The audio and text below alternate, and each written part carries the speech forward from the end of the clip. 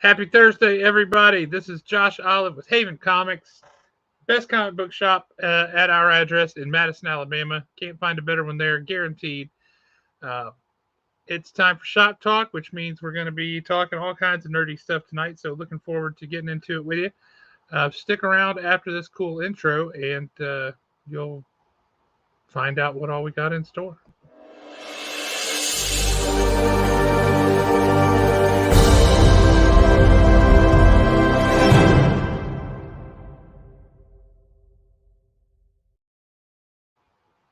Hey, everybody.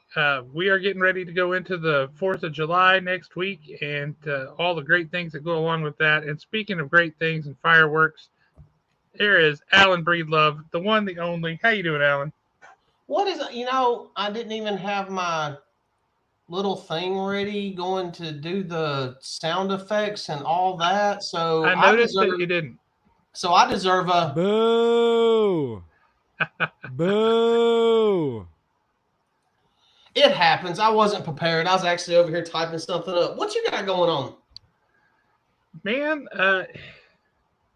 just staying busy. We had a killer week at the shop this week. So many things came in. And statues. This was a huge week for comics. But man, we had statues come in of all kinds, ranging from the other half of the Silver Surfer Fantastic or Thor statue that forms the cover for Silver Surfer #4, one of the all-time great comic book covers. We got that other statue in, and let's see, we had a Darkwing Duck statue. We got a Raiden statue from Mortal Kombat. We've got a really, really cool crow statue. You've seen that one. Yep, I did a short for that one. Yep. Speaking of cool things, though, we have got one of the coolest people that we could imagine to talk to tonight, and I'm super pumped about it. What do you say we bring him on? Yeah, I'm ready. All righty, let us talk to the man. This guy has created a few things like, I don't know, Suicide Squad. He's written more Star Wars comics than you can shake a stick at. This is none other than Mr. John Ostrander. How are you, sir? I'm fine. You were talking about cool person. You've got applause. Oh my goodness. You talk about a cool person. Who came in? Oh, that was you. You're way cooler than we are. Oh my goodness. Well, we'll see about that. You're definitely starting from a cooler place than we are. We are very honored to have you join us. Thank you so much for coming on with us tonight. Well, I'm glad to. We've got a few folks here in the chat so far waiting. Bill Fisher, good to see you, sir. Nick, always good to see you. Steve, glad you've joined us. I know we've got several others that are coming on here in a minute, but as we get into it, one of the things, you have got a rather storied career, literally and figuratively, I guess, in comics. You have written so many books. Yeah, I used to say that I've decimated small sections of the forests of the planet with my output. See, you're not wrong. Mm-hmm. But one thing we always like, our folks always like to hear from comic book creators because it's a medium we all love. We all are comic readers and comics fans. And we don't always get to talk to the people who actually make these things happen. So we bring these stories home and we read them, we love them. And we don't get to hear from the people who made them most of the time. So anytime we get the opportunity to do that, we love to do it. And the big question everybody always has, because everybody loves an origin story, is how in the world did you get into this gig? Well, usually, I have two answers. One's the comic one. I'll go with that one first. The way to break into comics is through the roof on a moonless night with a pickaxe. Now on to the real one. I was a big comic book reader for much of my life. In fact, my mother either read or was told about Seduction of the Innocent. Yeah. And believed it. So I had to hide all my superhero comics. I would buy them, hide them. She would find them, throw them out, yell at me, and of course, because superhero comics were forbidden, I had to have them. So, so I kept on reading them. My friend Mike Gold, who was 40 years ago starting up along with others, First Comics in Evanston. I lived in Chicago. Mike and I were good friends, and he knew I loved comics, and I had been in theater, and he loved one of the plays that I co-wrote with William J. Norris, Bloody Bess, which was done at the Organic Theater in Chicago. And he wanted to see what I would do with comics. Now, he knew I was a very big fan of the Organic Theater's play Warp, which was a comic book in 3 parts, long before it was a cool thing to do comic books in another medium. They did it on stage, and I loved it. I went so often that the author to it asked me at one point, "Are you here again?" And the answer was, "Well, yes." So Mike, knowing that I was a big fan of it, asked me if I'd like to try writing something. And I said, why, sure. And so he asked me to do an 8-page backup in the first issue of Warp, which was their comic book adaptation of the play that was based on comic books.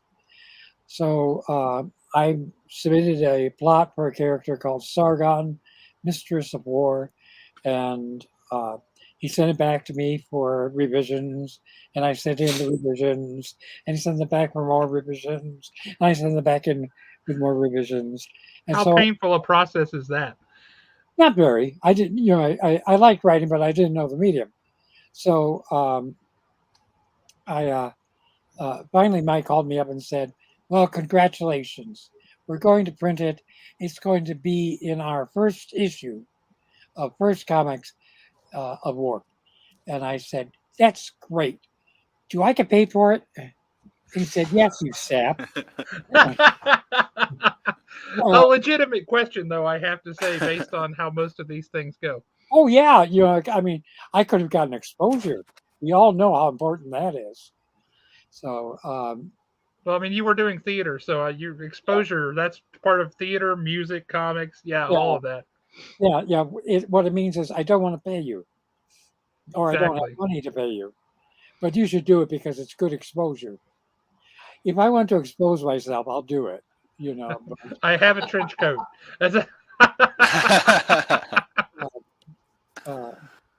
So no, money is important, So, and eventually, I got they liked what I did. I did a 3-part Sargon story, and then they asked me to take over Star Slayer, which was Mike Grell's book. Absolutely. Which was coming over to First Comics. Mike was going to write the first 2 issues, and then they asked me if I would take it over, and I said, okay, because Grell's reputation preceded and sometimes exceeded him. And I said, what if, I asked Gold, what if Grell doesn't like what I'm doing? He says, well, John, just means you're up against a guy who has more guns than most third world countries. And, that's a true statement. Oh, yeah. So, but I went ahead with it anyways, and Grell never shot me, so I guess I did okay. So, about what time in this timeline was the origin for Grimjack? Now I should mention, well, Grimjack starts because I love what I call narrative alloys. You take something from one genre and then another genre and smash them together, and just as you do with like metal alloys, you take one metal and another metal, and you get a third metal. So I loved both Sword and Sorcery, which itself is a mashup of historical fiction and gladiator fiction, and I also loved hard-boiled detectives. So I said, well, what happens if I smash those 2 together? And I got what I thought would be the hard-boiled barbarian. And So I did, and originally it was going to be straight prose, like novels, short stories. I actually wrote a short story, and it was set not in Sinister, but in a uh, version of Chicago from the future, a dystopian version of Chicago that had uh, limited nuclear attack on it, and so they have the ruins, but they didn't remember how anything worked. So I Did they actually still have deep dish pizza? probably you can't get rid of deep dish pizza in Chicago, and they shouldn't. But we'll get into Chicago foods later on. I'm Um, all about that. yeah, ask me sometime what I, as a real Chicagoan, thinks goes on. But uh, anyway, so I knew they were looking for new properties, and they'd come up with this thing called Sinister, which was a pan-dimensional city, which was going to be in the first Warp special, the oversized thing of Warp. So, but they're going to destroy it at the end. I said, "Oh, that's a bad idea. You could use that to go to a lot to like any of the different comics that first publishes." So, and I knew they were looking for a new property, so I dusted off Grimjack, put him in Sinister, added a new background, and submitted it. Well, they liked it, but they had reservations. First of all, the character was older, and then they said in the notes that it was so grim and gritty, which was one of the first times those words were used. His In name is Grimjack. What were you thinking? Yeah, so what they said, well, we'll put him in the back of Star Slayer, and if he works, if the fans like him, then maybe in 2 years, 3 years, we'll spin him off into his own book. Well, they did that, and 9 months later, Grimjack was in his own book. Yeah. The fan reaction was that immediate and that loud. And then the other important thing was that they had to find an artist. So we're looking at several. I had some pages done by Lennon Del Sol, who was my artist on Star Slayer, but they felt he couldn't do 2 books a month, and they wanted him on Star Slayer. So we looked at different ones, and finally they came up with this guy, Tim Truman, who I never met, didn't know. But they showed me his stuff, and I said, "Oh yeah, oh yeah." They talked to Tim and said, "Well, look, we got this 3-issue fill-in for Warp about a bug sorceress or this mercenary in an international or in an international interdimensional city." And Tim thought all about 3 seconds, said, "Give me the mercenary." So, and it was great. It was great. I mean, from the first, Tim was submitting all kinds of great ideas. He invented Bob the Watch Lizard. He defined what abundance looked like. He defined what Grimjack looked like. And finally, I had them revise the Grimjack contract so that Tim would also be a creator in it, the co-creator, because that's how much that Tim added to the whole concept. So it really became a true collaboration. Absolutely, absolutely. And I met Tim finally a month or two after we started working together, and we're bros, we're brothers. Still are. We've worked so much together, and we keep in touch all the time. And I love him like a brother. You talk about the look of Grimjack, and he absolutely has one of the most unique looks of a character in comics. You see Grimjack, you know immediately who it is, Yeah. and you know what you're going to get, and that is one of my favorite things. When you would scour through the stands or what have you, and you're like, who is that? I got to read about that guy. Yeah. Yeah, so that collaboration was really awesome. I loved Grimjack, and that it ended up running a good long time too, which was awesome. Yeah. Even after Tim left, we had a succession of other artists: Tom Sutton, eventually Tom Mandrake, who did a long run. Yeah. And I think actually when he took on, he went all the way to the end of the run. But yeah, we were there for years. And another interesting story. oh no, Tom wasn't there at the end. Flint Henry came in and took over. But what happened was Rick Oliver, who was then the editor on Grimjack, came to me and said, "John, you're getting a little stale. We need for you to shake it up a bit." I said, "Well, okay, we could do this and this and this." He said, "No, I don't think so." I said, "Well, we could do this and this and this." He said, "No, I don't think so." So I was getting a little irritated, and I finally said, "Okay, here's the thing.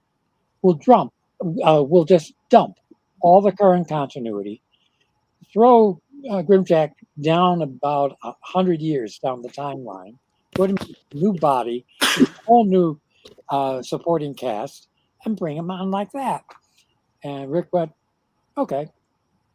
So I don't know if I was bluffing, but I was. He called me on it, and Tim found Flint for us. So and Flint gave that vital shot of energy and madness that the character needed at that point. So so Tim has always been kind of a godfather to us, even when he wasn't actually on the book. How awesome is that? What a great guy.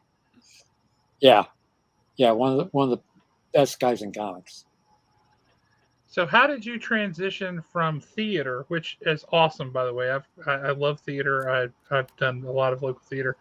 But how do you transition from theater to comics, especially with these independent kind of things, and then you go to DC and you go to Star Wars? I mean, how do you go from all of that? Was there a natural kind of linear progression there, or was it just kind of Anyway, opportunities popped up out of the woodwork? in theater, in addition to being an actor, I was a producer, very bad producer, director, playwright. And playwright was probably one of my biggest um, training grounds in terms of writing comics because you carry the action with dialogue and you learn how to integrate theme, plot. So that was taught to me. And also, I studied improvisation with my later collaborator, Del Close. And I studied at Second City with him. And I learned a lot of things there. I also incorporated into uh, my comic book writing, well, my writing in general. So, but I had started doing comics, and I was getting somewhere. I had a regular book. I didn't have to do odd jobs in order to make a living. So, as I did when I was in theater, and I was in a Christmas Carol at the Goodman Theater in Chicago. I was playing big parts like Fred's Friend Number 3 and Morning Man. And, I was and picturing you as an Ebenezer or possibly a Ghost of Christmas Present. oh no, I was on Sound Bluff. So I had a career, but not there. And one night I would I would do one small part, run off stage, change clothes, run behind the scrim, and then walk back on stage in another one. And one night I was doing that as a morning man. I went off as one character, changed clothes, came around, and then walking, trying to be in the moment as they teach you in theater. And I'm being very somber and walking. And my mind goes, I could be making a hell of a lot more money at my typewriter right now. As soon as that happened, I realized, okay, your acting career is just about over. So after Christmas Carol, I retired from the stage.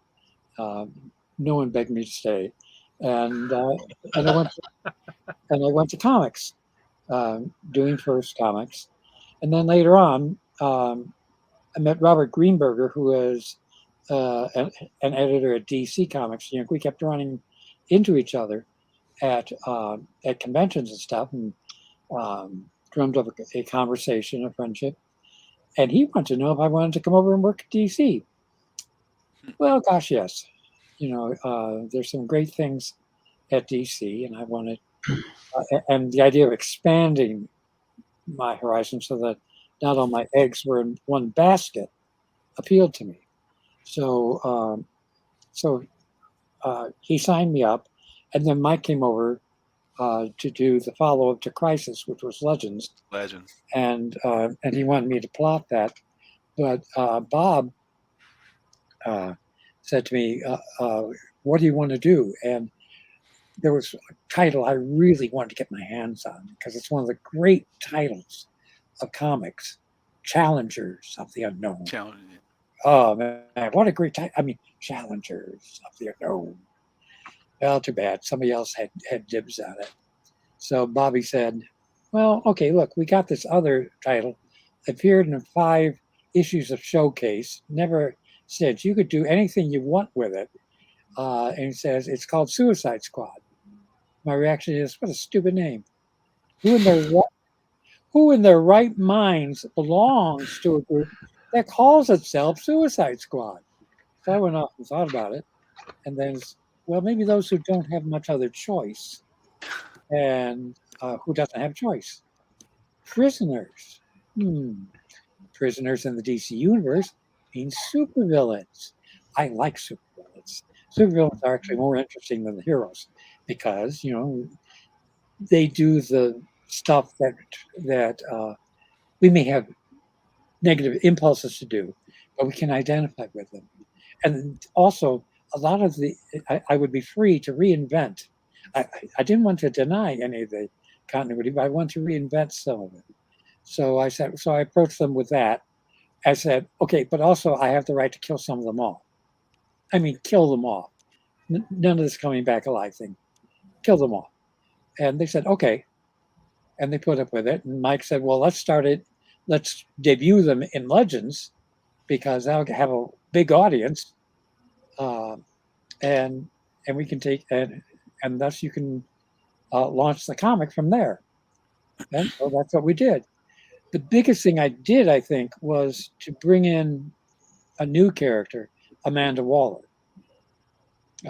aka The Wall, because I knew what I wanted. I wanted, as the person in charge, I wanted someone tough as nails. I wanted that person to be female. I wanted them to be black, and I wanted them to be more middle aged, and also not this model or a god looking thing, but someone who's stout, and more realistic that way because I felt that she would look like a wall. She would be the wall. It's her iron will that drives her, and drives everybody else. So we brought her in, and then I got to play with, for instance, like Deadshot.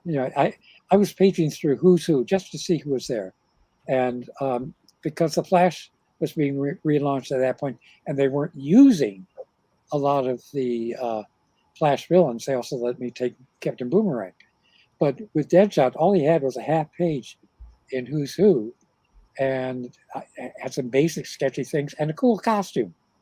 So I grabbed him and then expanded on his background, and he became one of my favorite characters in the whole series. Now, some of these characters that like you've created, you've written for years, from Amanda Waller and even other books that you've worked on, like Firestorm and things like that. Do you see those characters portrayed on either the big screen or the small screen now, and you think, yeah, that's not really how they're supposed to go? No, and I'll tell you why.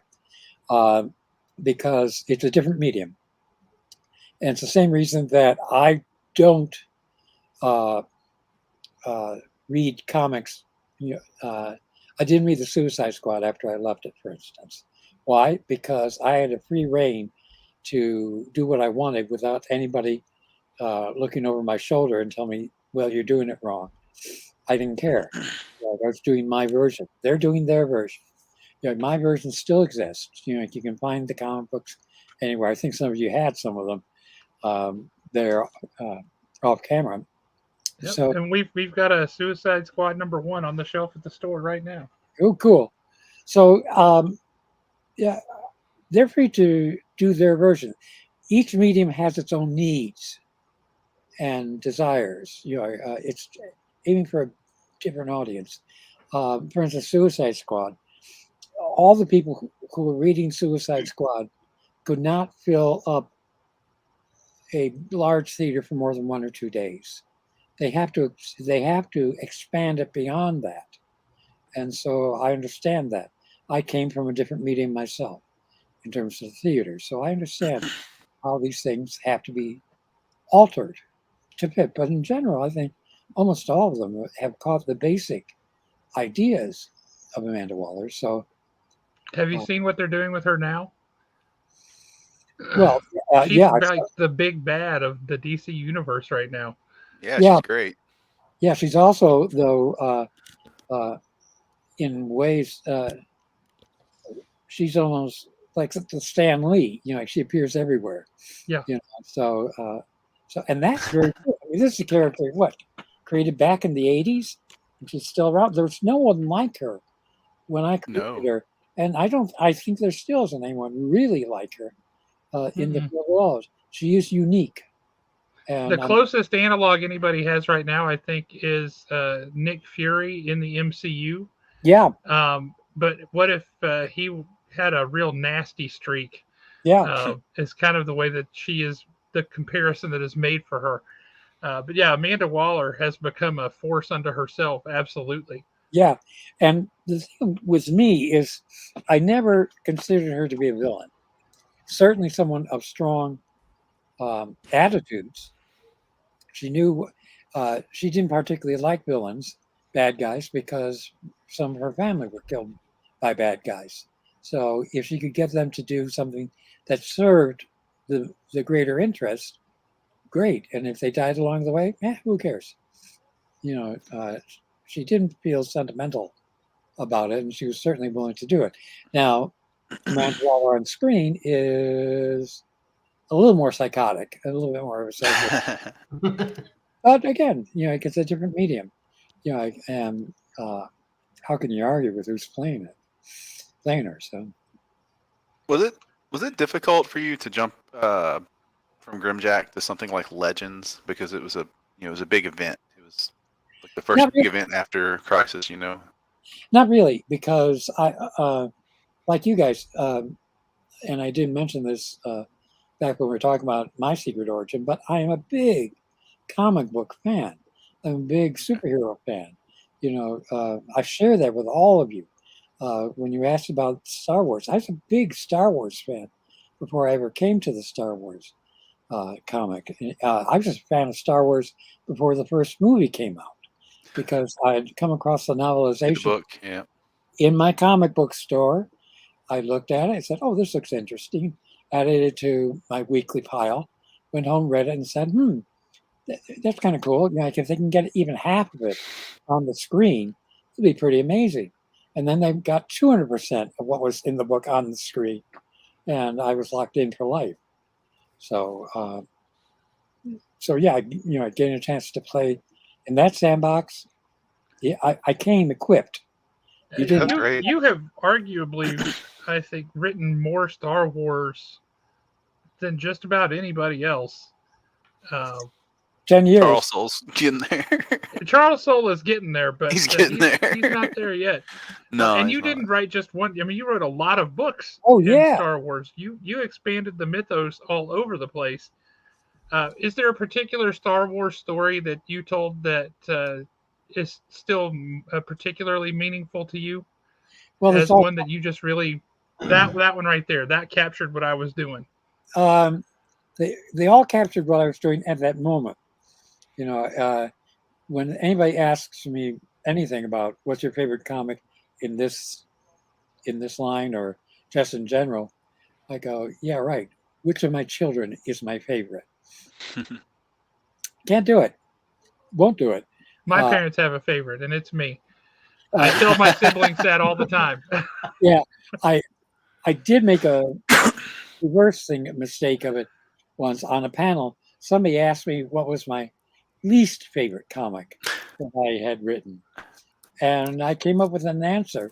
And there was this guy in the first row who looked stricken. Oh no! Oh no.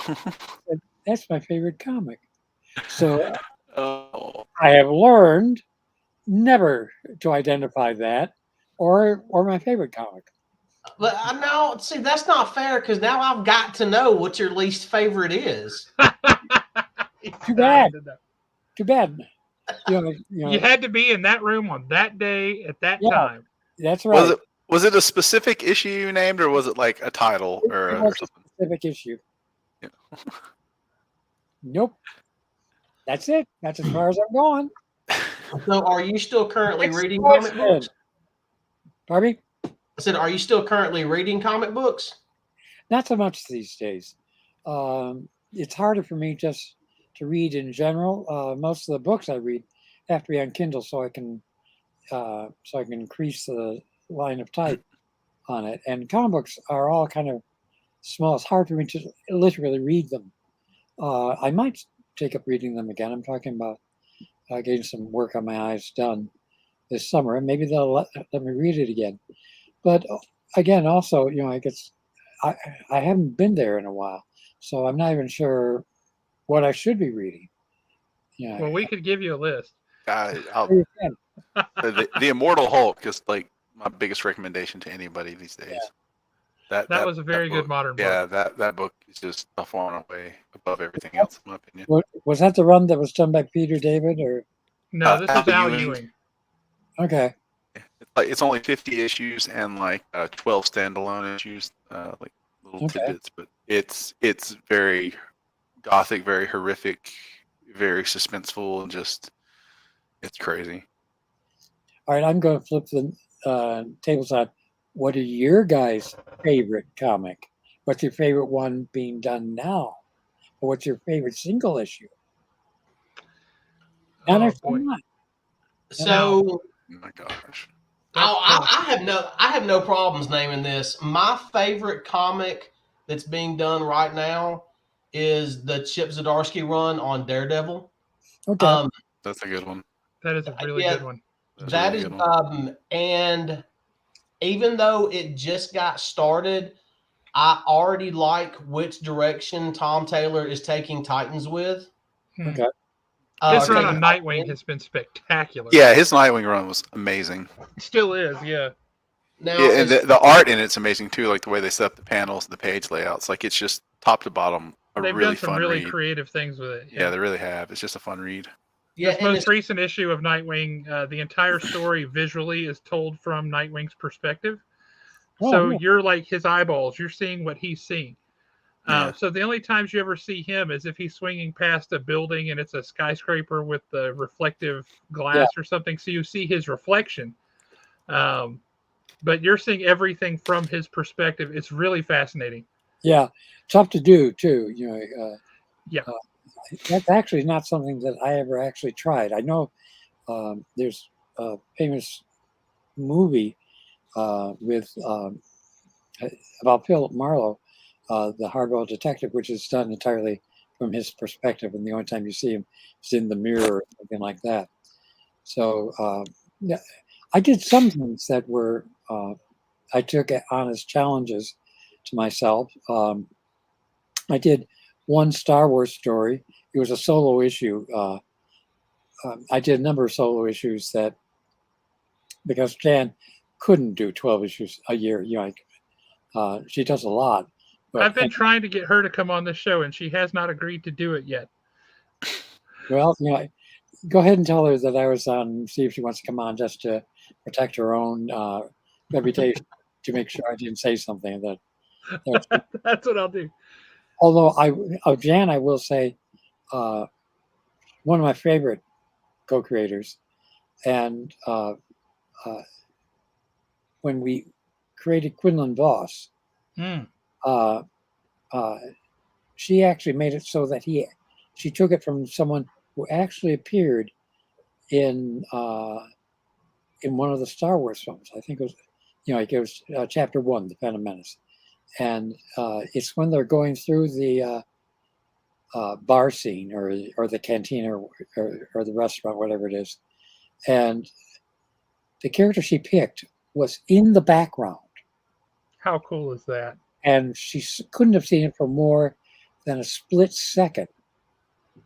And she registered. I swear to God, Jan could see a hummingbird flap its wings.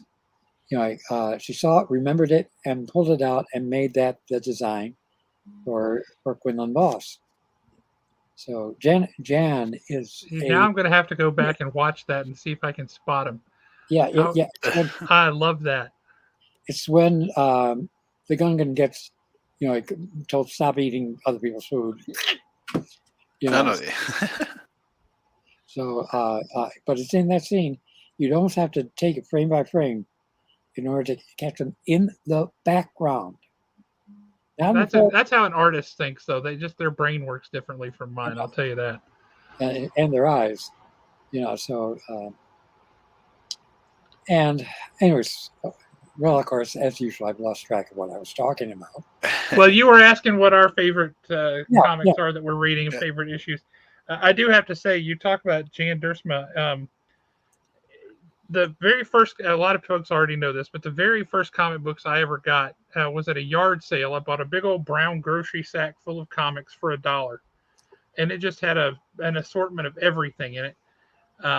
First comic book I ever read was X-Men 133, Wolverine Alone Against the Hellfire Club. Absolutely blew my mind. I was hooked from that moment. But in that grocery sack, one of the books that was in there was Arion, Lord of Atlantis, #2. Okay. with Jan Duursema's artwork. Yeah. And that was kind of, I was 8 years old. What did I know? But I'm like, there's a girl drawing comics. This is amazing. Yeah. How cool is this? It just blew my mind. I wasn't ready for that. Yeah. Sometimes it's amazing even now. Yeah. But I think it's a little bit better, but there's a ways to go with that. There certainly is. Yeah. But yes, I have been trying to get her to come on this show for a good long while. I have literally been reading her stuff since I was 8 years old. Yeah. And just fantastic. She's amazing. Yeah. When Jan and I were originally hired just to do one story arc, the first story arc with Quinlan Voss, because at the time they were doing an anthology, right? And every story would have a different writer and different artists. And I convinced Dark Horse. I said, "Look, you're shooting yourself in the foot. You need to have, whether it's me and Jan or some other team, you need to have a regular team on the book so that the reader is assured of getting quality every time." Oh, I wish more companies would listen to you. Also, I said, don't get so hung up on using the characters from the movies. Create your own characters and tell their story so they're tied into the main story, but you have someone who you have some freedom to work with. You aren't constantly tripping over continuity. There are things that you can't do with Han because he's frozen in carbonite or something. And no, do it with your own characters, because your comic will be the only place the readers can get these characters' stories. And well, you couldn't have been more spot on if you tried. Nope. And there it was. And led to us doing a long run. Not only on that, but then also going into Star Wars Legacy, which for some people, and I won't necessarily fight them on it, is probably our best run on it. But we loved doing that, And so can I ask you a question? Because this is something I've wanted to know. Whose idea was it to put wings on a Rancor monster? Because that was terrifying. Oh, that's Jan. You're Jan. She loves. The thing I've learned is when you get a good artist and they're your partner, find out what they like to draw and write it into the story, and then leave them alone with it. They'll give you great stuff every time. I know that some writers consider the artist to be like their hands. Just draw what I put into it. I saw an Alan Moore script for a backup story at First Comics, and it started off in this library, and Alan wrote what were the titles on all the books in the background. That sounds like something he would do. That sounds just like him, though. Yeah. I can't do that. That man writes and writes and writes. Like the back of his League of Extraordinary Gentlemen books, he's got just pages and pages and pages of what looks like newsprint type text of, period correct ads from random products. I mean, it's bonkers the detail he goes into. Oh yeah, yeah, and that is him as a writer. I have a tremendous respect for Alan Moore. He influenced me a lot when I was writing, and some of his best stories I thought were his 8-page stories in 2000 AD, but so many other things that are so influential in comics, even to this day. Now, I see that you have a more tame beard than he has. Is that by design or? Yeah, that I have more tame beard. It's a lazy man's beard. I just didn't shave for a week or two, and then it seemed to be coming in okay, and I said, "Oh, let it go." And this is what you get when you don't pay attention and don't shave. I just thought, he's got that. Oh yeah, Like I mean, wild man, and he is, but very principled wild man. So. I don't know if you've ever heard it. There's a guy. His name is Mikey Mason. He's kind of a geek musician. Anything, comics, games, what have you. He writes these rock and roll songs about, they're funny. Yep. He's really very talented. He's got a great voice. He's really good at everything that he does. But the humor that comes through, he has a song called Alan Moore's Beard. About how it's a separate sentient entity and they run around drinking in bars together and things. It's very funny. Yeah, that may be true. I once did a con in Scotland. I forget which city. Actually, I've done 2 cons in Scotland. But it was held in this big hall, and then right next door was the pub. And that's where they had the panels. And nice. Everyone, Garth Ennis and everyone, including the panel members, could go in and have a couple pints. Made for some very interesting panels. I am sure everybody was a little bit looser. Yeah, and there were no companies at the con. No one representing companies or editors, just the creative folks. So they're free to say what they wanted. That's actually really interesting because I haven't really thought about that. When the companies are there, the publishers are there, I guess that adds pressure to kind of present a certain image or toe a company line. Is that? But then if they're not there, that you're a little bit more free to just be yourself and say and do what you want. Yeah, basically. I mean, I'm cognizant of being in front of fans, and there's a certain side of myself that I want to present to fans as well. Above all, I want the fans to have a good time.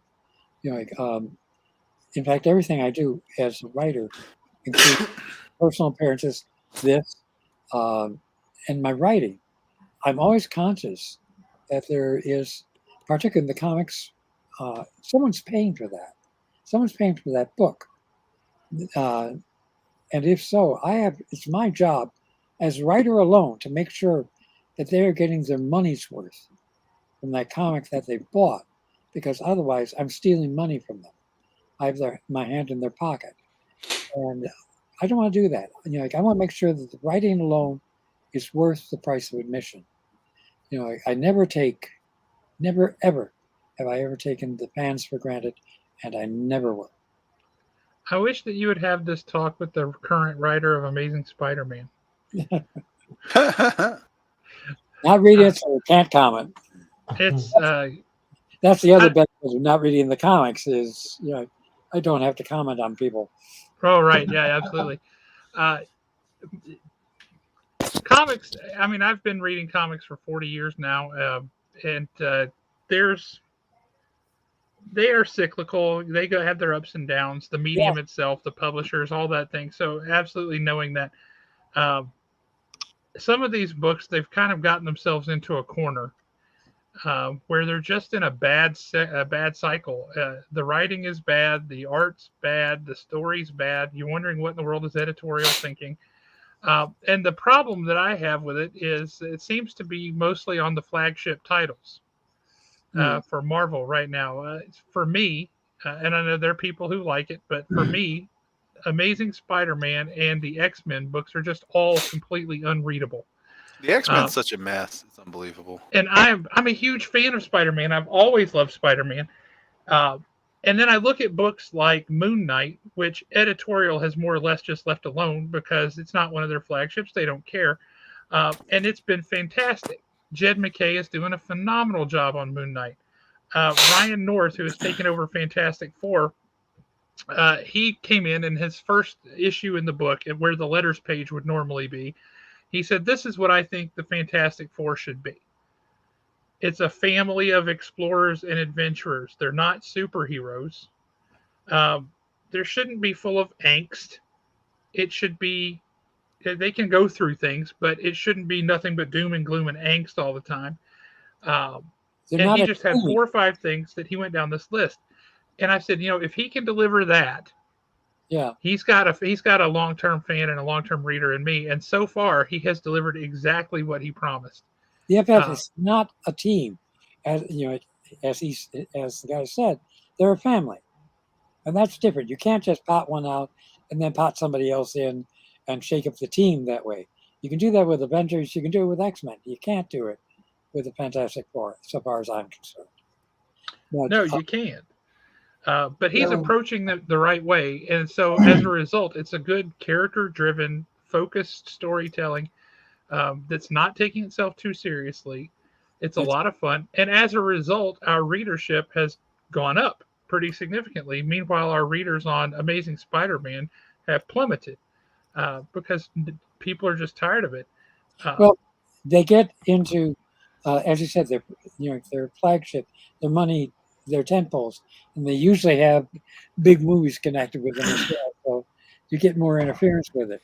With me, over and over again, if you watch my career pretty carefully, I picked titles that other people don't seem to want to do. Suicide Squad being one of them. Firestorm, well, that was in a downward spiral. Spectre. With Spectre,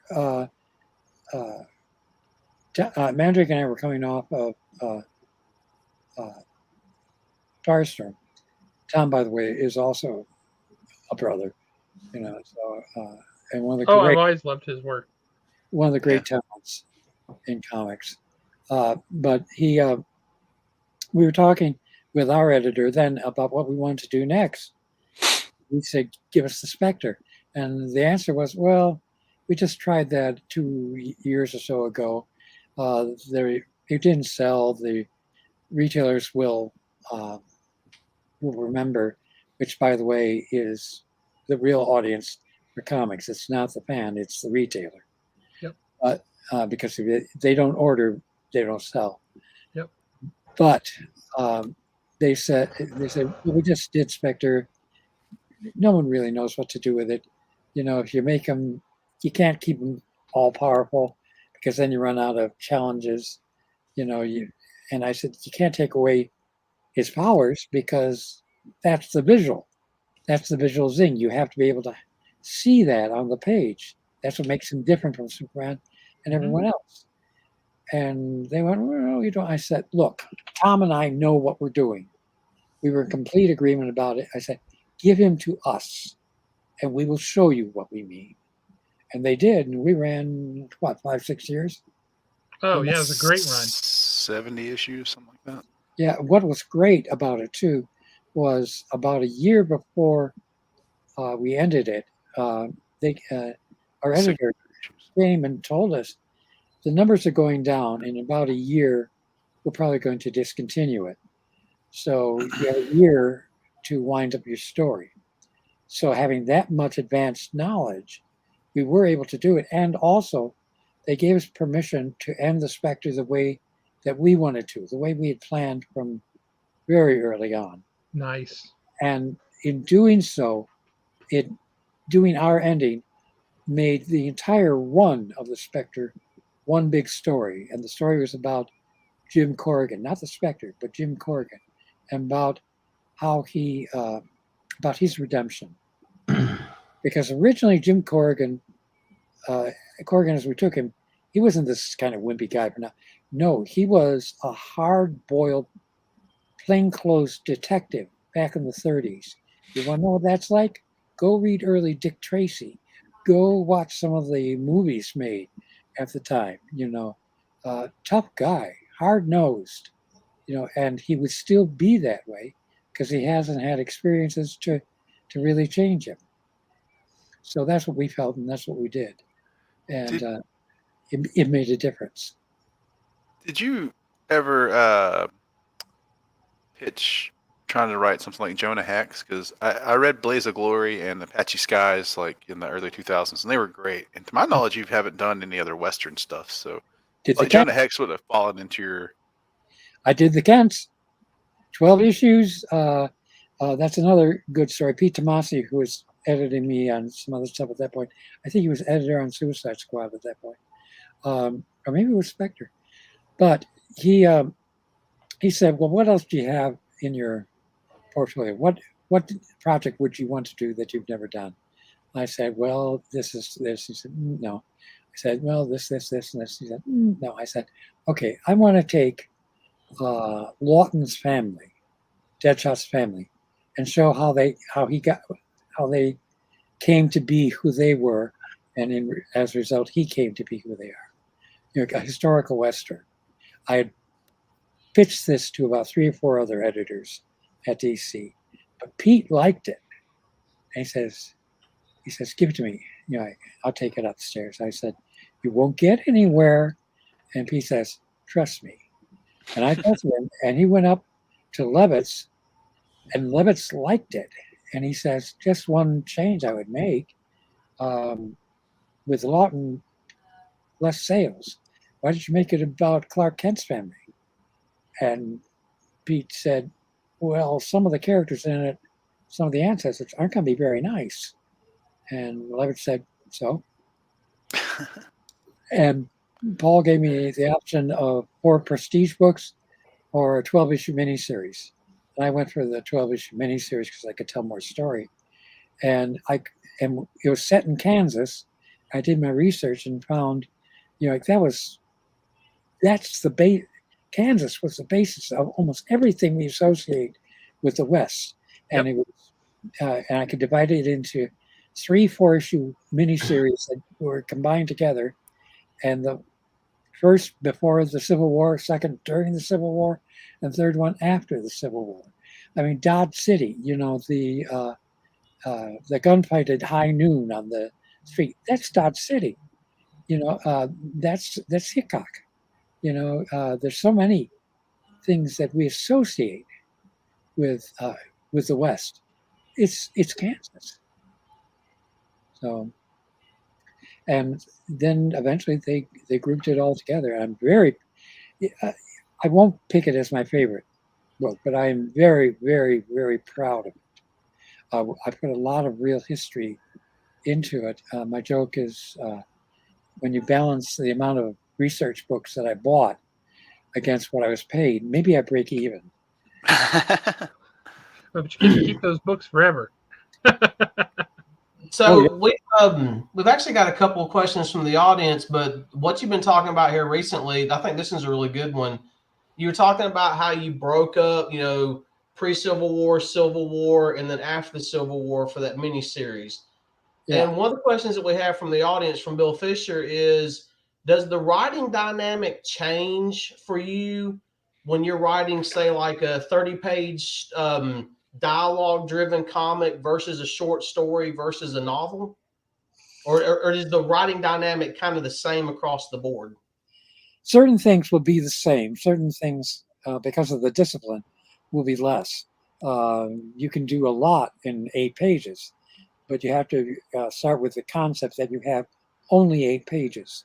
In comics in general, I think, are comics 20 pages or 22? 22 generally. 22, okay. One of the things that when I teach writing is I tell people, okay, there's a mathematics of comics, And the mathematics is this: you have 22 pages if you're telling a single issue story. If not, you have to know that beforehand. I had one or two situations where I thought it was going to be a 4-issue story, and then it became a 3-issue story. So, and that's hell. But you start off, and you have to figure out how many panels can you get on the page. Maximum, you can do 9 if you're doing the 9-page grid. If you're doing an action sequence, maybe 3. Generally, I go with about 5, sometimes 6. And then each panel, there's also another mathematics. How many lines can you get in? What are you doing in it? There are captions, there are thought balloons, there are speech balloons.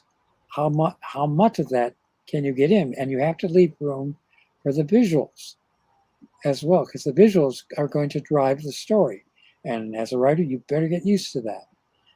Each caption, or can be a narrative caption as well, or balloon, you can only put so many lines in, and each line can only be so many words.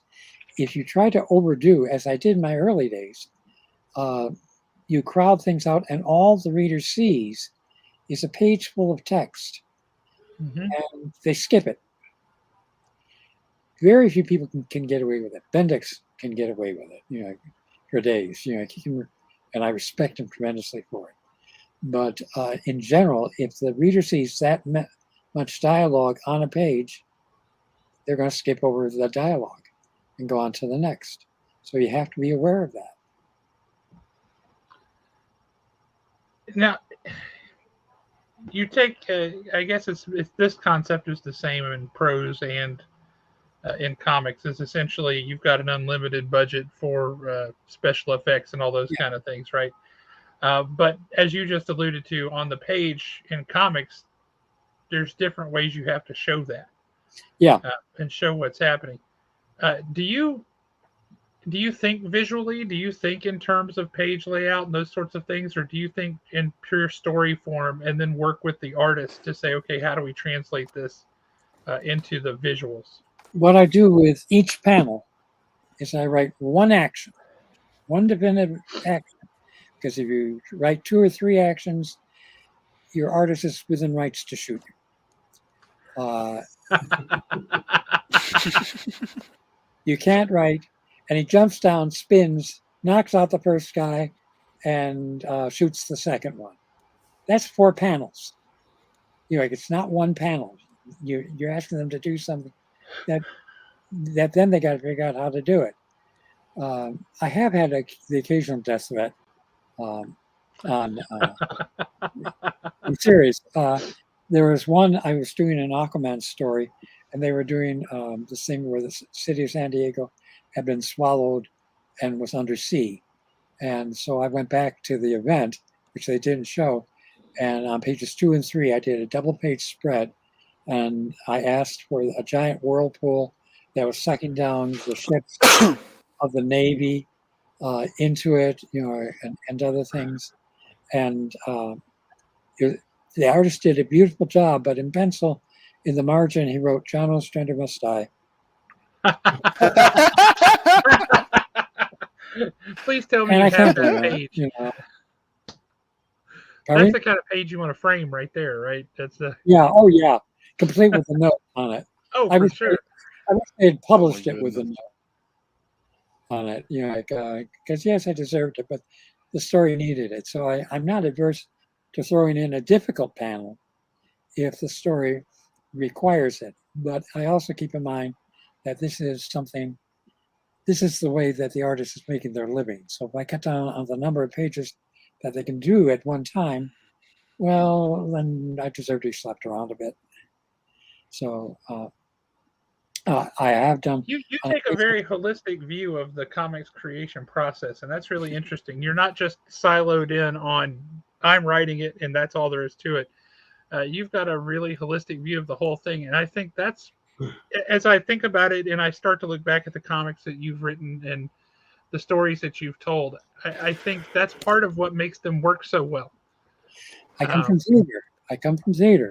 As an actor, you have to be aware that you're not the only actor on stage, and also if you piss off the tech people, something your That's how you get a sandbag dropped on you. yeah, your prop won't be where it's supposed to be. Your costumes won't fit. No, I consider doing a comic like being in a band, and everyone I may play lead guitar, but the person doing drums and other things, they uh, they are important too, and you better recognize that. Um, when I think it was on Squad, Carl Kiesel was the yeah, Carl Kiesel was the inker early on, and Carl would Is send that me how he pronounces his last name? Kiesel, as so far as I know. I always just thought it was Kessel, and I thought you Kessel Run, and that was it. So there's things you learn from reading versus hearing, right? Yeah, yeah. Kiesel, okay, good to know, because I've tried to get him on here too. But and he'll correct me if I'm wrong. But if what you have to do, or well, I would ask people on the book, the pencilers, whoever, thinker, if they had ideas for the book, I wanted to hear them. I might not use them, but I wanted to hear them if they were good ideas. And Luke McDonnell, well, Luke never says more than 3 words at a time. He's the Calvin Coolidge of comics, a brilliantly talented guy, but trying to, if you said, I bet you I can make you say 3 words at once, I'll bet you. And his reply, a la Calvin Coolidge, would be, you lose. But the Calvin Coolidge of comics is like the best epitaph ever. but so but Carl had all these ideas and would just send them into me. I call them Kiesel Piesels because he would send me and if I could use them, I did. And if I didn't think it fit in with where I was going, I didn't. So, but Carl was always tremendously enthused about doing the book. Now, that's how you keep people's enthusiasm up, is Sure. because they feel they have a commitment to it. Well, they're contributing. They've got some ownership. Yeah, they feel seen, heard, all those things. Yeah, that's amazing. Mm-hmm. Now, just a minute ago, you talked. Oh, sorry. Go ahead. I was just going to say, a thing I used to do, I think I've done with all my writers or artists, is that I might get to a page of plot or dialogue or a script, and if I know there's a lot of exposition I got to put out there, it's going to be mostly talking heads. I will put on it somewhere ASAP, which stands, or no, just SAP. No, excuse me, I'm getting it wrong again. SMA, which stands for Save My Ass. Do something visually that'll make this interesting, because I have to do this here. So, and sometimes I would get things back from the artist that, like art that have SMA in the margins, because they're going, this is the best I can do with this page. Do something brilliant with the dialogue so that it sells it. So, so it's worked both ways, but I probably have done it. That's awesome. More to the artists than they've done to me. You've got these long-standing relationships with artists like Tim Truman and Jan Duursema and Tom Mandrake, and you don't form those kind of long-standing relationships if you're a difficult person to work with. I've said that generally, if you can't work with me, you can't work with anyone. I try to adapt myself to who I'm working with,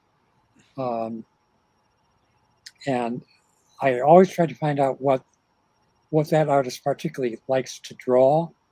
With Mandrake, for instance, our joke is he's into horror and particularly flaming zombies. So if I can, in a story, I'll work in a flaming zombie for him to draw. But you want That's very thoughtful. Yeah, well, you want to keep your artist happy, and they'll stick with you. They absolutely will. Yes. All right, Alan, what did you want to ask? You were twitching. Well, it's based off of Bill Fisher's question earlier, but I'm going to reword it a little bit. you had talked about what was important to the story, and then if somebody has ideas, if you liked them, you'd work them in. Mhm. There's almost an entire generation of us that have grown up with Star Wars stories, whether they're yours or things that happened in the novels. Then all Yeah, of a sudden, Disney comes along and says, "Well, that's the expanded universe legends, and it's not canon." yeah. What are your thoughts on them taking a lot of that stuff that we grew up with and saying, "No, it's not canon now"? I don't care. It's not my property. I don't own them. I never did. Yeah, What they want to do with it is what they want to do with it. I'll say that Disney and Marvel have republished a lot of the stuff that I wrote in the first place, so it's still out there in print. And if somebody wants to read them, they can. And is it official? I don't care. I really don't. I did my work. It's there. Hopefully people enjoy it, still enjoy it, and if they want to change it, that's their option. Yeah, as readers, we kind of do that on our own anyway, right? We do this little Yeah, self-editing. We say, I read this Star Wars story and I liked it, so that one counts. I yeah, read this one and I hated it, so that one doesn't count. And we do that internally anyway, right? yeah. Uh, I do it. I always did it when I was as a fan as well. I do. I do. I still do it. If I don't like it, well, okay, it's written. So what? yeah, that one wasn't for me. So let's if we take a jump forward a little bit, and we start to look at things like, all right, we're going to be making this big blockbuster movie out of this thing that you contributed so much to and you created so much of. Uh, what is that experience like? Where they take and say, hey, That's surreal. That's truly surreal. I remember with the first Suicide Squad movie, and uh, I met Mike Gold in Manhattan. We were both invited to the opening. So, and Mike and I met first to eat some barbecue, as we often do, and and then he took me. I think it was around to Times Square. I didn't know what he was doing, but then he just pointed to the building, and there was one building. It was kind of a triangular building, but they had an ad for the Suicide Squad movie that had to be about 5 stories tall. From the top down. And and my jaw hit the sidewalk, which in New York is not a good idea. dirty. Yeah, yeah, I had to brush it off, but that was amazing. And then we were inside. I was sitting next to Jeff Johns, and Mike was on the other side of me as I watched, um, and I knew that they were going to do a little tip of the hat to me. They'd asked if I could, and I thought my name was going to be on a plaque, with John Ostrander Federal Building and stuff. And so I'm looking for that plaque. Then Mike elbows me and goes, "Did you see it? Did you see it?" I said, "See what?" There was one of those wraparound things that put words up on the side of the building, and they put my name up there, and I missed it entirely. Oh no. I've seen it plenty since, but at that point I had missed it. So, but I thoroughly enjoyed that for the for James Gunn's movie.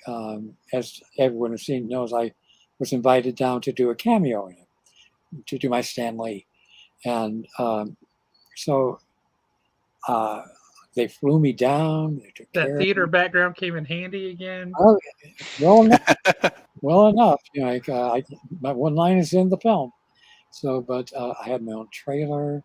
You know, uh, they fitted me up for my costume, then brought me in to the shooting stage. This is down in Atlanta. And as I'm approaching them, James Gunn and his whole coterie who's there see me coming in. As I'm walking up, they got on their knees and go, "We're not worthy. We're not worthy." I said, Oh, "Stop." that must have been absolutely surreal. Oh, so much. So much. Gunn is one of my favorite people in the world. Absolutely. He was so nice. And on Well, he kind of has a penchant for doing the same thing that you do. He goes in, he finds a character that nobody else really wants or is thinking about, and says, "I can tell a story with this guy that everybody's going to want to read." yeah, And so he follows the model that you kind of built out there, yeah, but for the big screen. and he knew the squad backwards and forwards. You Yeah. know, he could cite things. You know, he understood the characters. He understood everything I was doing. He identified it as one part Prison Break, one part Dirty Dozen. Hmm. You know, which is true. You know, both things went into my thinking about it. And then on opening night, I was flown out to it, and I I walked the red carpet. You know, when we drove up from the party beforehand, they had me walk the line and sign things, which again was all surreal. I'm going, who the hell are you expecting? This is just me. So, and before the film, gun is out front of the screen, identifying those people who are in the audience who had a part in it. John Cena was there in full Peacemaker regalia, Nice. you know, and so he's uh, showing off everyone, and he saves me for last. He says, and last but not least, here's the guy who, without whom we would not be here today. Yep. And he said my name. I sort of waved, and then they threw a spotlight on my, and I actually had to get up and kind of do my little Prince Philip wave, you know. But that was unforgettable, unforgettable. What an amazing event. What a great memory to have. Yeah, Gun just has been tremendously, tremendously kind to me, and I deeply, deeply appreciate it. And I wish him nothing but the best in relaunching a DC movie universe. I think that him and Peter Safran, they have hired the right people for this. I know there are people who are bitching and complaining about it, or about things that have been done so far. No, wait until you see what they're going to do, because I guarantee you, they're going to relaunch it. They're going to make it coherent and entertaining as hell. Yeah, he's got a hallmark where he can take things and he can make them goofy and funny, also really action focused, and he can hit you right in the feels really hard. Yeah, And that takes a special talent. take a look at Guardians of the Galaxy Volume 3. Oh, Lord have mercy. That was painful. Tears rolled down my cheek point. And then I laughed. It was really Yep. hard on others, you know, and he Yep. understands you got to do both. Yep. Owen is about to have to jump off and put his little guy to bed. But Owen, I know you've been itching. Owen's not normally one of our hosts on the show, but when we were bringing you on, I knew he wanted to be part of it and wanted to talk to you. Uh, Okay. but you've been real quiet all night, Owen. So whatever question that you have always harbored in your heart, that you have always wanted to ask this man, now is your chance. Now I put you on the spot and you won't be able to think of it. Sorry, my mic was muted. I don't think I really have any specific questions. I mean, your Spectre run was pivotal in my upbringing. I was 12 when I discovered it, Mm-hmm. and it was the first like kind of more adult-oriented type book. Because I don't know if that's the right word, but you know, in the context of 12 years old reading like Flash, Superman, Green Lantern, you know, you get introduced into the Spectre. It's just a whole new ball game. Yeah. And that led me down the road to finding things like Sandman Mystery Theater and Starman, and eventually Hellblazer, because I was 12. They weren't going to give me a Hellblazer comic. Yeah. But no, I just have enjoyed this, and it's been great. Well, thank you for dropping by. No, thank you for doing this for Josh in the store, and this is great. I appreciate it, Owen. No, I appreciate it, Josh. I appreciate you inviting me on to be a part of this. I couldn't let this go by. I know he's one of your favorite writers of all time. I wish I had questions, but I don't know. I mean, I could sit here and nitpick, or not nitpick, but sit here and talk about, you know, specific issues of Spectre and go back to like Blaze of Glory and Apache Skies. Like I love those, but I don't really have anything specific on my mind. I mean, I've just kind of enjoyed listening to him talk. you're going to think of something at 3 a.m. and be Probably. like, ah! I'll say this: if you ever go back to writing for DC, please pitch a Speed Sonder story to someone. That man needs some love. He's been in like 100 issues in 80 years. So. Oh dear. I will tell you a quick something about Blaze of Glory. I approached Marvel with the idea of doing a Western simply because I had just done one for DC. So that's the genesis of actually doing it. Oh wow, I love westerns. Like Justin Gray and Jimmy Palmiotti had just an epic run of Jonah Hex, which is one of my favorite things of all time. I love that. Their run of Jonah Hex is amazing. Yeah. My buddy Jim Truman also did Jonah Hex, which he got to trouble for. But that's another story. I just got a text from a guy. He's a retiring colonel from the U.S. Army. Amazing guy, and he texted me, and I said, "We've got John Ostrander on our YouTube channel right now. You should pop up." And he's like, his text says, "Legend. Spectre number 54 is one of my all-time favorites. Mr. Terrific." Mr. Terrific, yeah. Yeah. Oh. That's another. I just wanted to share that with you. I mean, he called out immediately a specific issue number and the thing that really was meaningful to him. So just right off the bat, I say your name, and that's the kind of response I get from people. Yeah, with Mr. Terrific, that's another thing that I really wanted to do. That some editorial said, "Why? Who cares? The character's dead.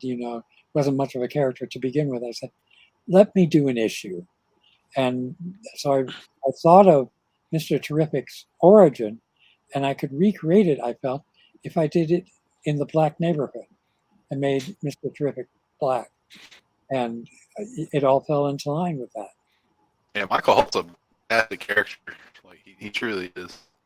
So I think what you have done here, again, what James Gunn has done, what Marvel did in the first place, choosing Iron Man as their flagship guy, as the guy to kind of start this whole thing off and see if it was going to go anywhere.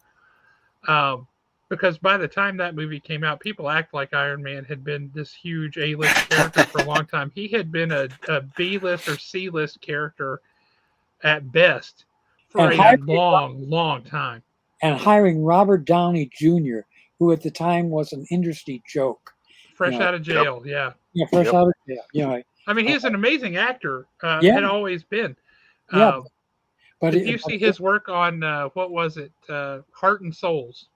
Phenomenal yes. movie, Heart and Souls. Yes, I love that movie. He showed such dynamic range in that one movie alone. You can see why they would hire him for something, but you're absolutely right. He couldn't be taken seriously. And it was a risk. I'm not even sure they could get him insured at the time, but they went ahead with it anyway because he was right for that role, and he was. So was. I'm excited for this new guy they cast for Superman. Yeah, I'm interested. Yeah, I'm really interested. Apparently, that kid's been a passion role for years. Like he's just really been into it. So. There you go. Excited. We got somebody saying we need John to revive Firestorm. I just want to say the first issue of Spectre I ever bought and picked up and read. I think it was like issue 25 or something.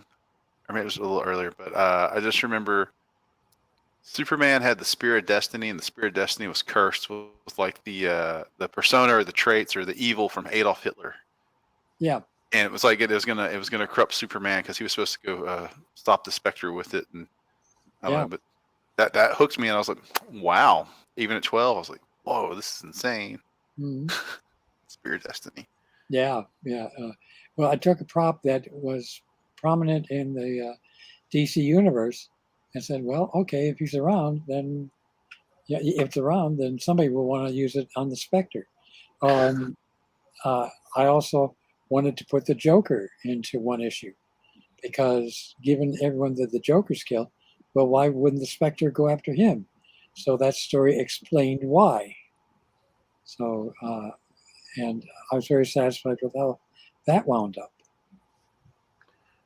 So if there were Two things. One, what you said about going in and choosing obscure characters or characters that are kind of cast aside. Good writers can take those characters and turn them into household names and amazing characters. Warren Ellis, when he was writing the Marvel version of Suicide Squad on Thunderbolts, uh, he had a character that was an old throwaway character in the Marvel Universe, American Eagle. Yeah.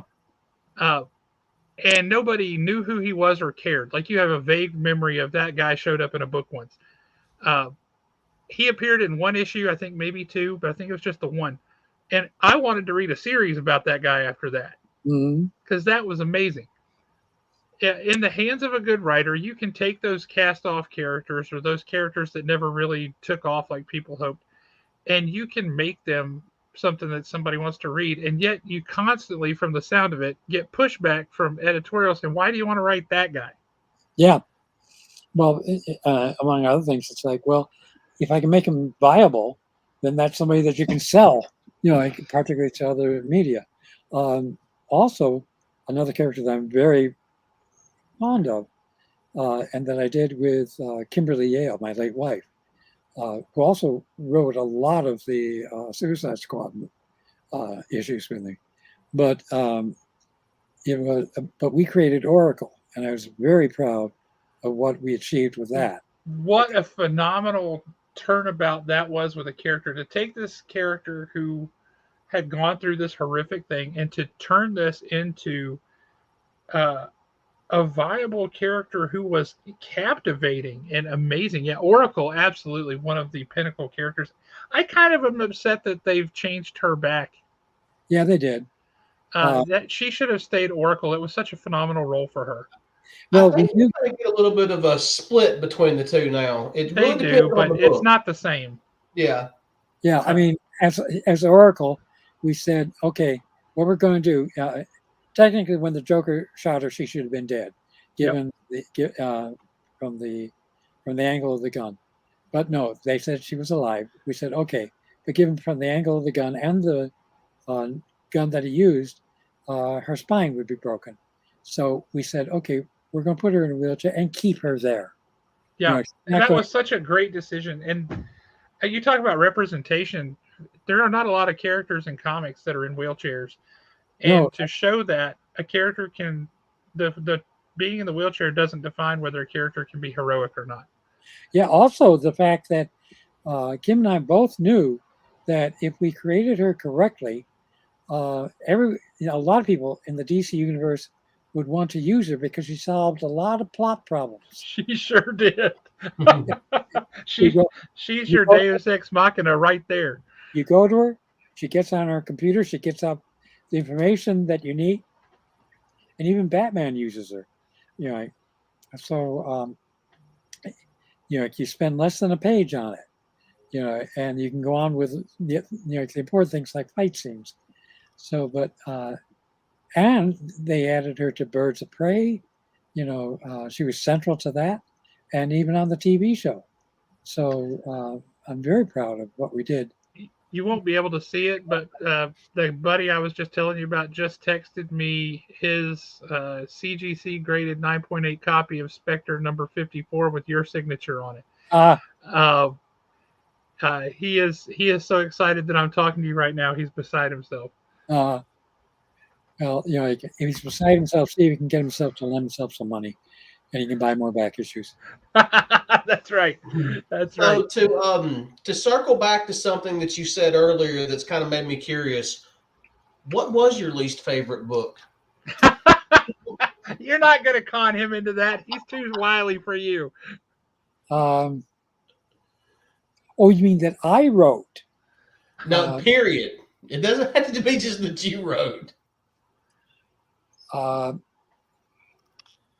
Sometimes a book that's so bad, you love it. I should mention that I make a habit of collecting bad music CDs and bad movies, and I'll list one or two. But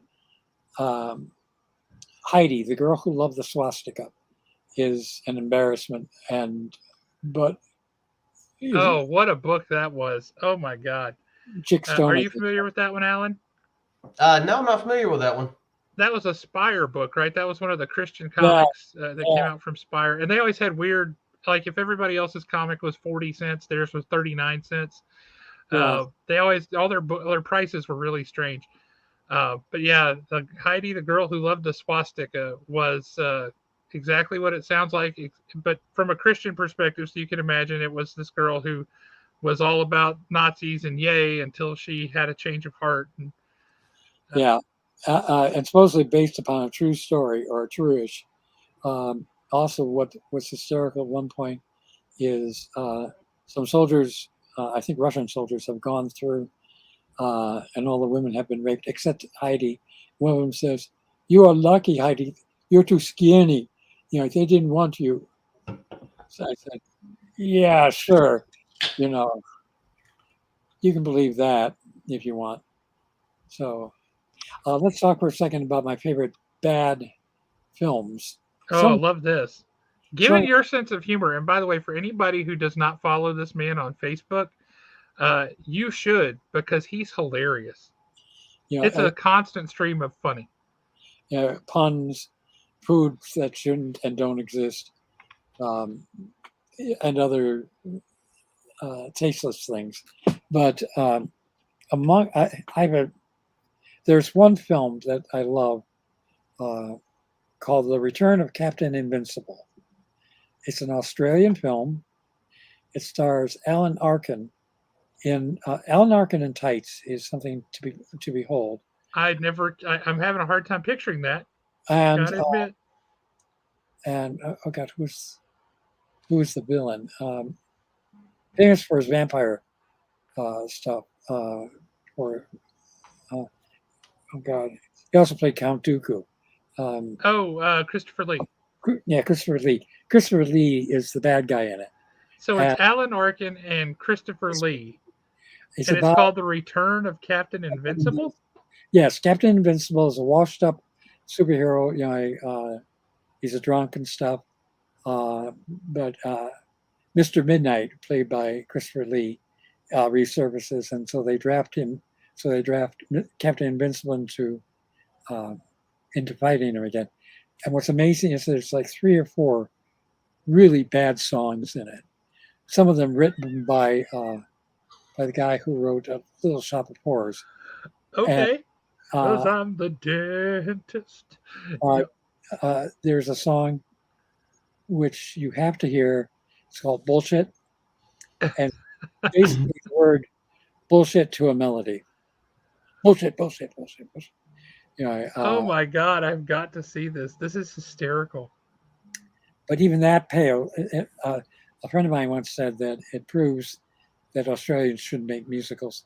But the really, really bad movie is Jesus Christ Vampire Hunter.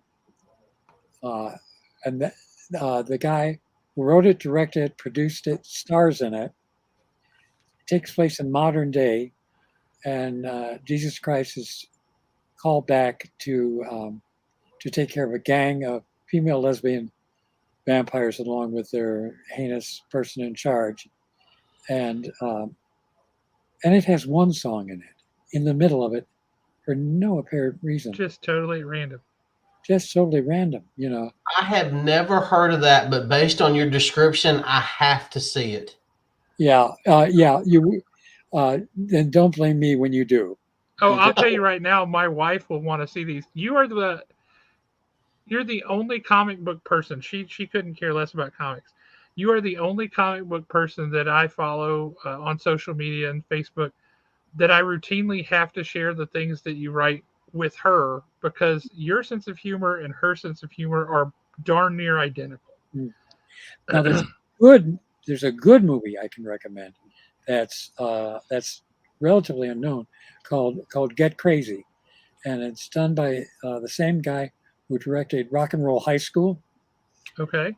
and it's about this place that's like the Fillmore East or West. It's not, but it is, and it's in danger of being closed by this slimy villain, and the owner recruits all these rock stars to come in and do a New Year's Eve show to help save the place.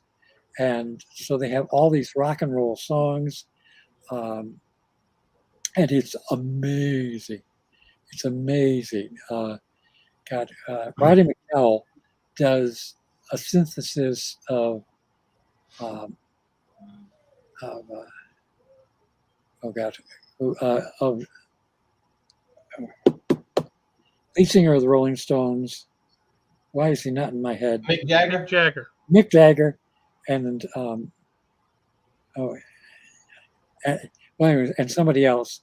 And he really can't sing, but he sells the songs really well. And there's something I want to tell you about it because it would sell you on the thing, but I don't want to take away from it if you have any interest in seeing it. If you're recommending it, I'm going to watch it. Have your wife watch it too. You know, she will laugh her head off. You know. Well, yeah. So I've got 3 movies to watch. That's good. I'll have to see if I can't find those pretty quick. Yeah, Get Crazy. Get Crazy was shafted by the studio at the time, and it took him, I don't know how many years, a couple of decades, to get the rights so he could put it out on DVD and Blu-ray. And the second disc with it is an interview with the director and most of the stars. They're all old people now, talking about it and about how they were screwed at the time, but talking about making it. And then there's an album that I'm not recommending, but I do have a copy of it because I have to have copies of things like this. It's Pat Boone singing heavy metal. Oh, Lord. Believe it or not, I've got that tape at home. Yeah. Have you ever actually listened to it? Come on. No, actually, I haven't. It was purchased as a joke, and I just never listened to it. Well, he does it all in big band style. Smoke on the Water has a big band thing. He's on the cover. Interesting. On the cover, and he's in leather pants, leather vest, no shirt. Pat Does he Boone? have fake tattoos? I think he has fake tattoos on it, doesn't he? Fake tattoos on it, Yep. too. He lost a lot of his credit in the Christian community because of doing the devil's music. So, and it's, oh my God. That sounds hysterical. Play it in small doses. It's the only way to get through it. Kind of like Wesley Willis. Yeah.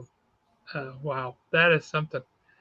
So, I guess the question for you now, you have been very generous with your time. Thank you so much.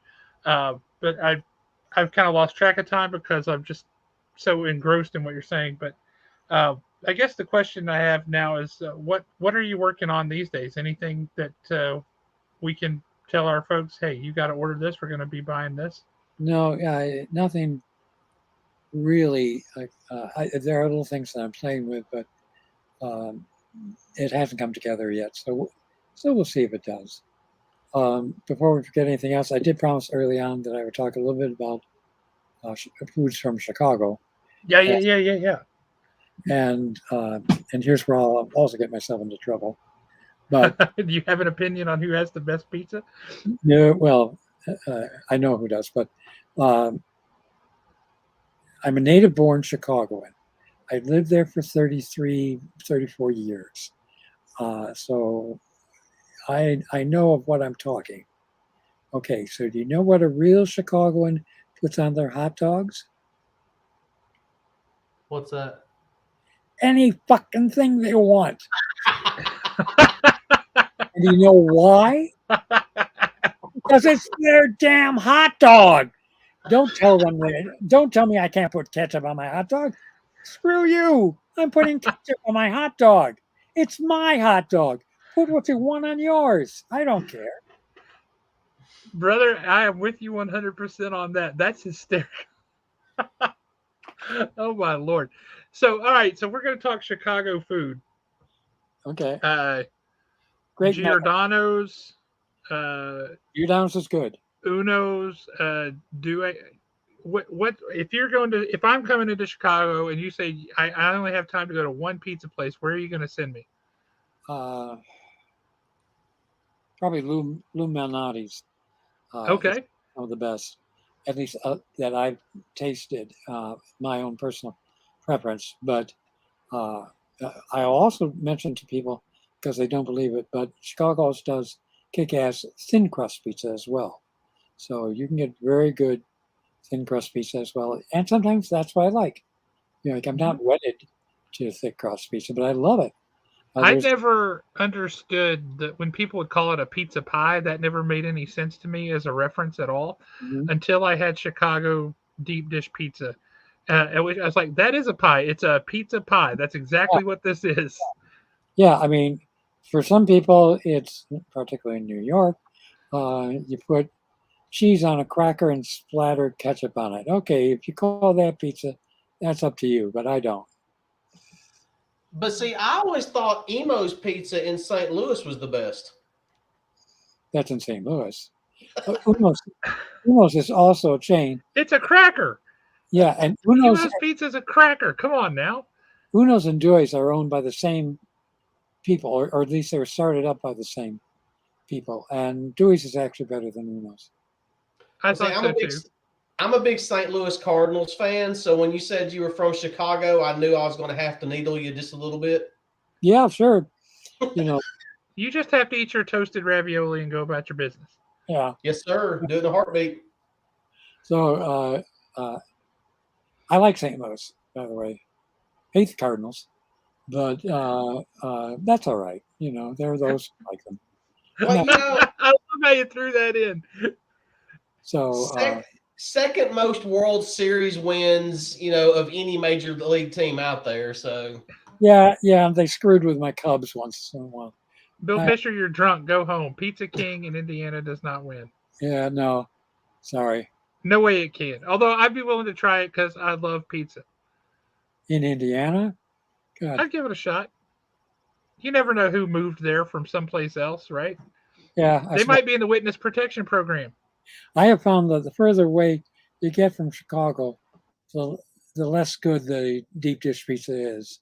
I once had it in Minneapolis, and it's like, no, I'm sorry.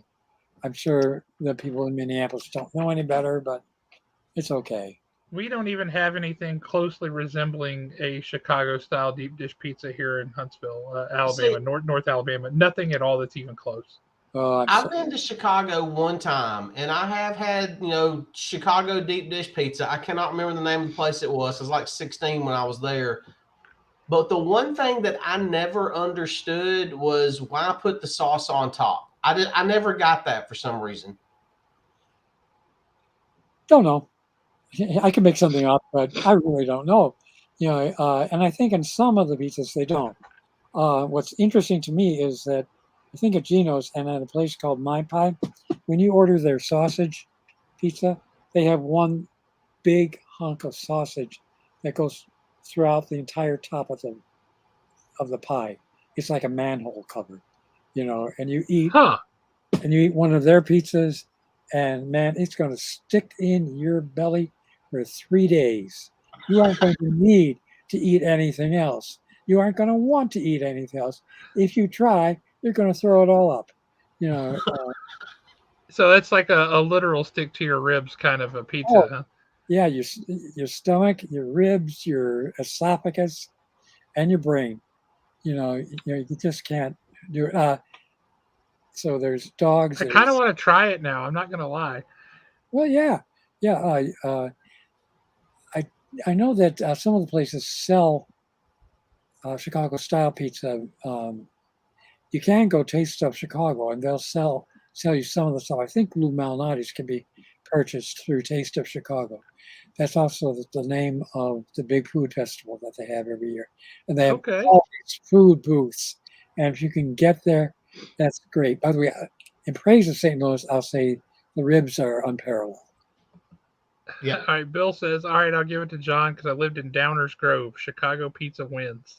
Close there enough. you go. Yeah. So, but And again, if I'm in New York, I'll have New York pizza. I can enjoy New York pizza, but my favorite, no, got to be deep dish. That's I fair. can enjoy pizza no matter where I'm at. It doesn't mean I'm fine with it. Yeah, Yeah, pizza's like people. It comes in many shapes and sizes, and they're all wonderful. yeah. Detroit Uh, does interesting pizza too. So they do. I kind of like theirs too, if I'm honest. yeah, Uh, so yeah, thank you for remembering to bring it back to food because that's one of my favorite things in the world, man. You can tell by looking at me, but yep. you know that's great stuff. So I guess as we kind of start to wind things down here, wrap things up again, I appreciate so much you coming on and talking with us, um, and just being such an absolute joy to talk to. It's been fun, and I hope I haven't been too obnoxious.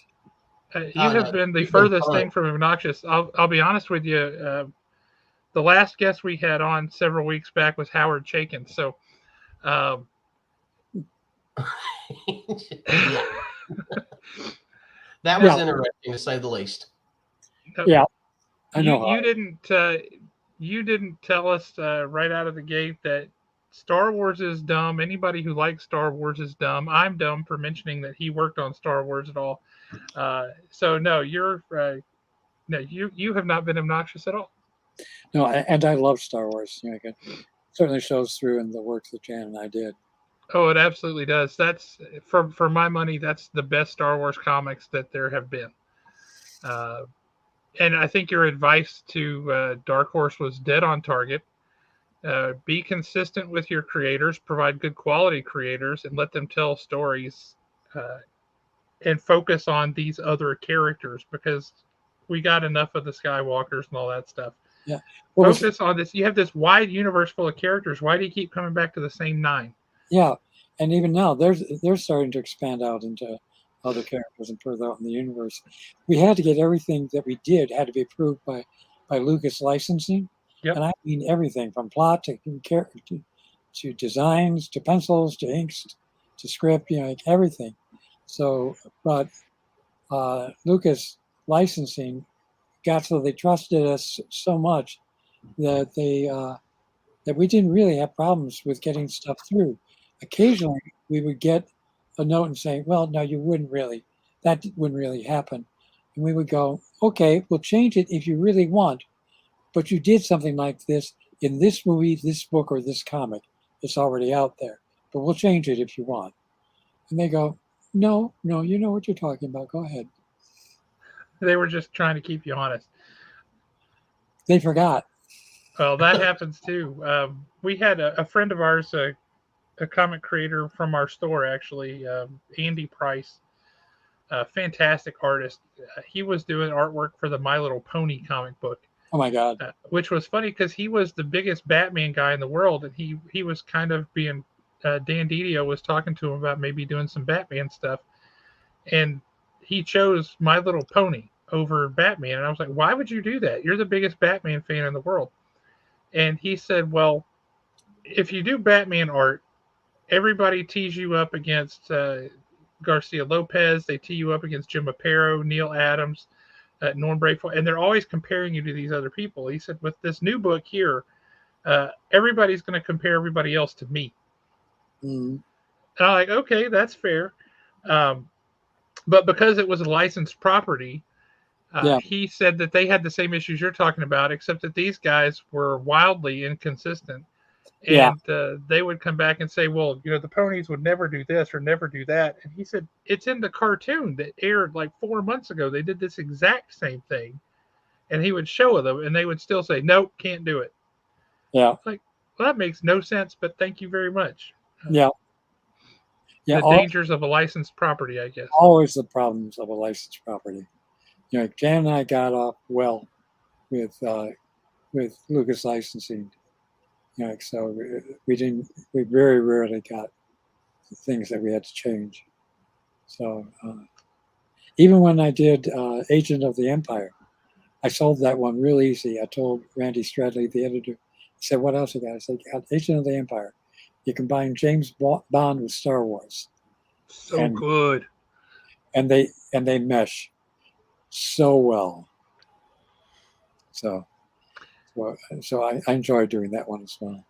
Oh, just phenomenal stuff. I have a question for you. Just we have several aspiring comic creators up at the shop. Most of them are artists, but a few writers as well. Is there any advice? I know you get this all the time, I'm sure, but is there any advice that you would give somebody who wants to do this and wants to create these kind of things for a living as they're getting started? What do you wish somebody had told you in the early days? Okay, here's advice that I give writers, no matter what you're working in. What does a writer do? Tell stories. Nice, not the answer. Okay. Try again. Writes. That's it. A writer writes. Otherwise, you won't want to be. You write every day. I don't care if you only got 5 minutes. Take 5 minutes, but take it every day. And the reason for it is that you want to get into the habit of writing. Okay? Secondly, don't tell your great ideas out loud because you'll release the steam in the engine. If you start telling people about your ideas, you won't do them. I guarantee it. It's happened to me personally as well. You sit down and write it first. Then you can tell people about it. But you don't have anything until you've written it down. Write it as notes. It doesn't have to be a final product. Keep in mind that your first draft will probably be garbage. It'll be crap. And I tell people, you have to write the crap out of your system. Everybody has crap. The only way to get rid of it is to write. And you'll gradually write the crap out of your system and then learn. The best way to learn writing is to write. Yes, study, yes, take classes, yes, talk to people, but ultimately you have to do the work. And if you don't want to do the work, don't pretend you want to be a writer. You just want to have ideas. Yeah. And so long as the idea is in your head, it's perfect. But incarnating it, you're like God. You take something that's in here and in here and put it on a page in words. You give it a physical form, words. It comes out of your head, either onto the computer screen or pen onto paper, or however you want to do it. But you got to incarnate it. And you can't tell anybody what it is until you've done that. And you're going to look at it once you see it, and 75% of the time you go, well, that's garbage. I don't need to work with that at all. But sometimes you'll get something and you'll come back to it and you'll improve it. And that's the work. Do the work. Well, that is phenomenal advice. And I know that our guys watching who are aspiring comic creators, take that to heart, guys. This is coming from a real honest to God pro. If you can't learn from him, you can't learn from anybody. And I guess my last question is, are you still doing cons and shows and that sort of thing? And if so, how could we get you to consider coming down here to our local show? Well, first of all, you have to invite me. That's a good step. We can do that. That would be kind of important, wouldn't it? You gotta cover my costs. Sure. Hotel, plane fare. It's got to be at a time when I'm available. I'm doing the Baltimore Con. Great show. What a great show. Yeah, I've done it before. I enjoy Baltimore a lot. I did a one-day show in Memphis a couple of months back, which was very enjoyable, and my first convention since COVID. So I'm very careful about where I go because I'm 74. I got underlying health issues, and so I be careful about where I go and stuff. And if COVID rears its ugly head again, I'll duck out. Nobody could blame you for that. But I'm not averse to doing cons almost anywhere. Wonderful. This past year, we had Tom DeFalco and Ron Friends out, and Roy Thomas. Oh. They were the headliners. And it was phenomenal to have them here. But I think I'd love to get you and maybe pair you up with somebody like Jan Duursema or Tim Truman or Tom Mandrake. I love to bring artists and writers who work well together. I love for them to come together to shows because the stories you get from the two of them are great, and then the dirt you get from one on the other is always awesome. Yeah. You remember that time you did this? Yeah, those are always a lot of fun. But I will be in touch on that front for our 2024 show. If that's something you might be amenable to do, we'd love to talk to you about it. Yeah, give me a shout and we'll talk. Absolutely, yes, sir. Thank you so very, very much for coming on and joining us tonight. Alan, do you have any final words for Mr. Ostrander? No, I mean, this has been a great show. I mean, I've really enjoyed hearing the whole writing aspect of it and not just particular books. That's been great. Well, good. I've taught many writing seminars, often at conventions, and I've even taught at the Kubert School in New Jersey. So I enjoy teaching, and I enjoy talking about the craft. 2 years ago, Mark Nelson was here, and he taught an art class at the expo the day before the show. He taught an art class for a small group, and I bet we get a similar excitement level for a writing class if that was something you might be interested in. Yeah. I can do an hour and a half, pretty easy, pretty quick. All right, well, we'll pull that in on what we want to talk to you about. So I really appreciate your consideration there.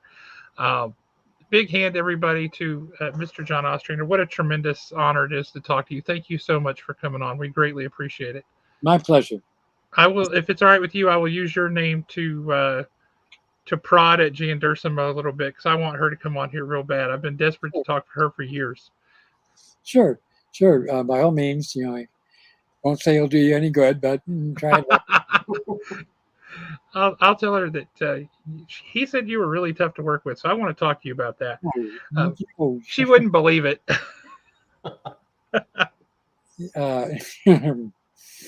You get a phone call and then she'd come and kill me. Or I will. That's one get me down to Alabama.